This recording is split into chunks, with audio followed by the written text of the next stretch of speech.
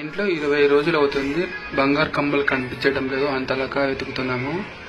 గత 4 రోజుల కిందట అమ్మని అడిగాము. అమ్మ ఇంట్లోనే ఉంది, వెతకమని చెప్పారు. నిన్న ఇంట్లో అంతా వెతుకుతూనే ఉన్నాము. ఇంకా దొరకదేమో అనుకున్నాం. నిన్న ఇంట్లో బీరువాలో లాకర్లో ఎక్కడ పోయిందో అక్కడే ఉంది. మేము 15 రోజుల నుంచి వెతుకుతున్నా, కనపడలేదు. ఈరోజు నిన్నంత వెతికింది.